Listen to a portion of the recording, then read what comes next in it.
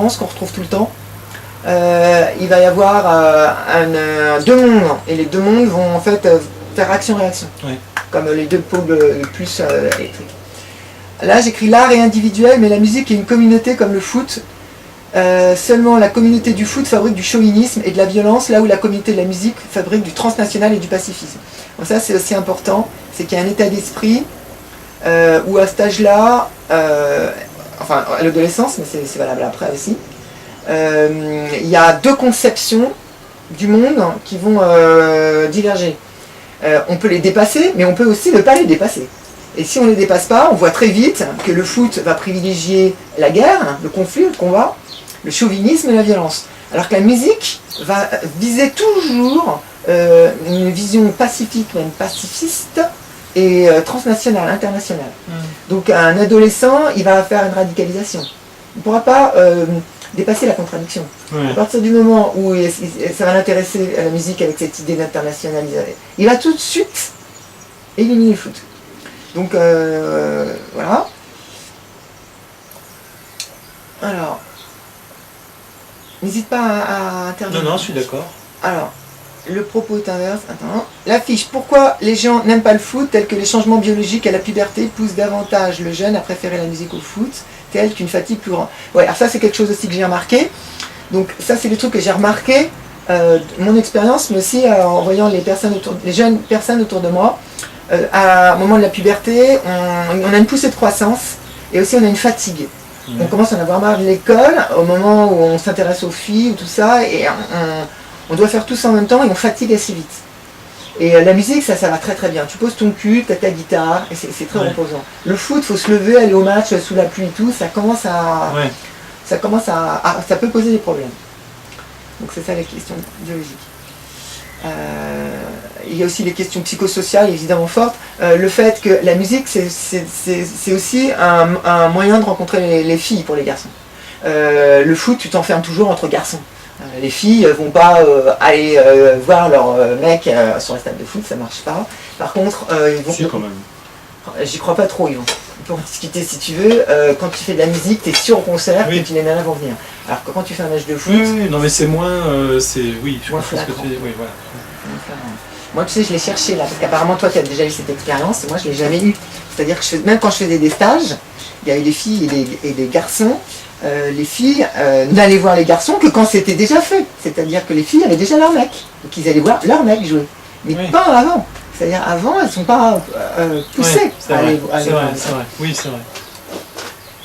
Alors, ensuite, un fait historique de groupe joue philosophiquement. Autrefois, les jeunes étaient éduqués uniquement par le sport. Ils n'avaient pas de culture adolescente. Celle-ci s'est constituée, s'est développée contre le dogme du sport et le discours vitupérant la culture des jeunes comme étant dégénérée à l'instar de l'art contemporain.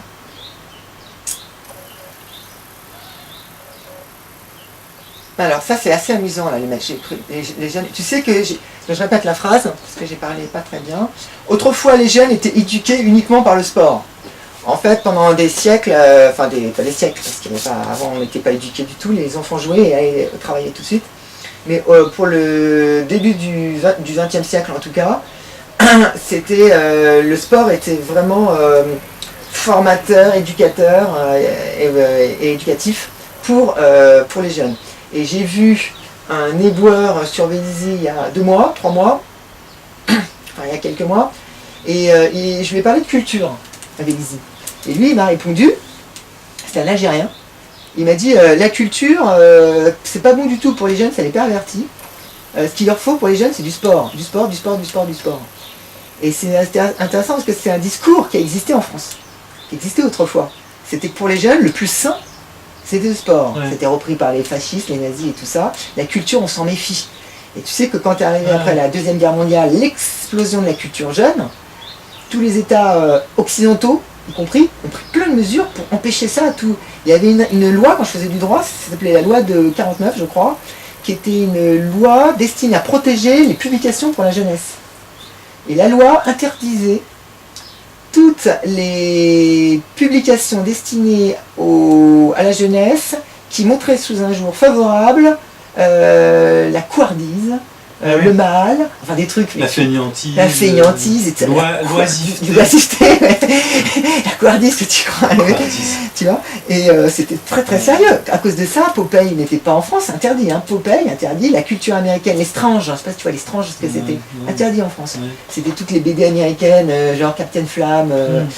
Interdit, tout ça était interdit. Donc tout ce qui était culture, musique et tout ça, c'était hyper mal, hyper mal vu. Et donc là, il n'avait pas de culture adolescente, celle-ci s'est constituée contre le dogme du sport et le discours vitupérant. Alors en fait, il y a eu cette espèce d'action-réaction. C'est-à-dire quand la culture, cette espèce de culture, musique, les années 60 s'est développée, elle s'est constituée en réaction contre cette tradition. En règle générale, deux populations diffèrent. Les musiciens n'aiment pas trop l'effort, ils restent le cul sur une chaise en fumant tranquillement. Avec leur instrument pendant que le footballeur tourne autour du terrain. Ok. Hop, tiens, je te laisse manipuler. Mais c'est simple, il faut juste que tu ailles chercher celle d'en dessous. Ah, elle est en dessous, ok, j'ai pas fait gaffe. Affaire. Il existe des millions de documents sur le foot dans le monde, notamment chez les amateurs, ou sur Internet, qu'il serait utile d'archiver, car un certain nombre ont un réel intérêt pour l'histoire, qu'il s'agisse de rire ou de penser. Ah ouais, alors ça en fait c'est pour tout. Tu peux le faire pour tout, donc tu peux aussi le faire pour le foot. C'est-à-dire qu'il se passe une infinité de choses super intéressantes. Il peut y avoir... en fait, le monde qu'on nous montre, que ce soit l'équipe de France, ou que ce soit 11 mondial, ce foot, est une toute petite partie du monde.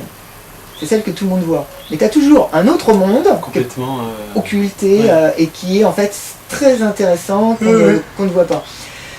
Donc là, grâce à Internet, ça a été une révolution pour ça. Internet permet à tout le monde de mettre ce truc-là, mais c'est qu'une partie. Et en plus, il faut trier, il faut que les gens le mettent. Oui, parce et il faut faire le boulot. Oui, donc il y a tout un pan de l'activité footballistique qui n'apparaît pas, qui est complètement occulté, quoi. Enfin... Qu'on voit pas, qui serait super intéressant, qui nous permettrait de quantifier. Parce que ce qu'on fait là, c'est des belles paroles. Mais on peut faire des démonstrations en philosophie, mais elles vont être très abstraites. Et tandis que si tu as plein de données, plein de données, tu peux quantifier. Donc déjà, les gens vont s'intéresser un petit peu mieux, surtout si tu as les deux. Une bonne théorie et une quantification.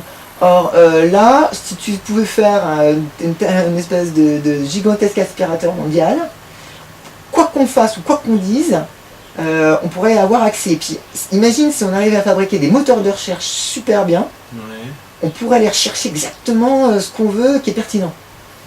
Je pense qu'on risque de mourir avant que ce soit le cas, mais ça serait époustouflant.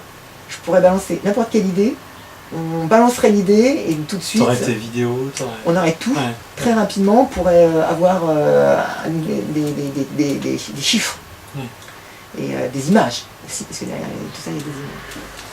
Alors, je fais celle-ci. Affaire. Des milliers de matchs ont lieu, alors il n'y a aucun moyen de les voir encore. Alors, des milliers de matchs ont lieu, or il n'y a aucun moyen de les voir ou presque. Un site internet ou tout autre système devrait permettre d'avoir accès à ces matchs, or beaucoup d'entre eux sont filmés sans le faire partager. Alors ça, c'était un petit peu... Ça rebondit sur ce qu'on avait dit la semaine dernière sur les divisions. Il y a plein de divisions. Or, il faut savoir que tous les dimanches, tu as des milliers de matchs qui se jouent. Donc, et les gens filment, de plus en plus.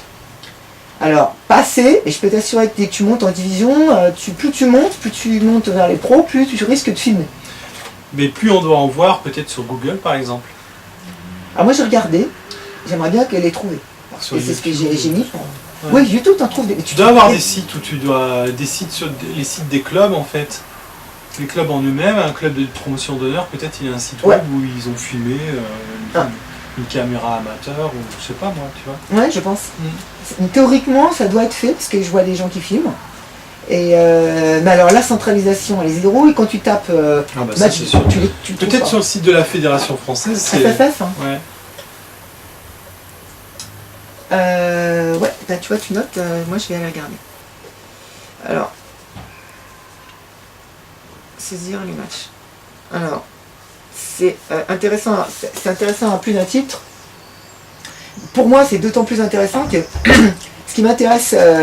Excusez-moi. Tu peux, ça enregistre, hein, et tu vas passer sur Internet, mais tu peux... Donc je ne passe pas, alors c'est dit. Non, tu peux passer, la caméra va par là. Moi, je suis dans l'écran, là. Là, on vous voit. Alors, bonjour, Eva. Voilà, là, tu remarques sur la caméra. Voilà, ici aujourd'hui. Vous pouvez regarder. Et t'es là, t'es dans la caméra. Je suis là. Alors, je disais aux téléspectateurs que moi, que je regarde un match de Coupe de France... Est-ce que tu as déjà vu ta maman jouer au foot? Oui, on a déjà joué et mamie joue très bien. D'ailleurs, on pourra l'engager comme arrière droit. D'ailleurs, elle a déjà la manche de ton maillot là. Hein, ouais, on est tous. C'est la couleur du 4 Colin et ça. Et on. Oui, alors excuse-moi. Non, mais c'est justement ce que tu dis concerne ce que je veux dire. Quand tu prends un match avec une mamie, avec des enfants qui jouent dans la rue, pour moi, c'est aussi intéressant qu'une finale de Coupe de France. Et pour moi. Ce que je recherche dans le foot, c'est pas la compétition finale de Coupe de France ou finale de Coupe du Monde. Donc ces matchs-là, il y a des trucs qui pourraient, moi, vraiment m'intéresser.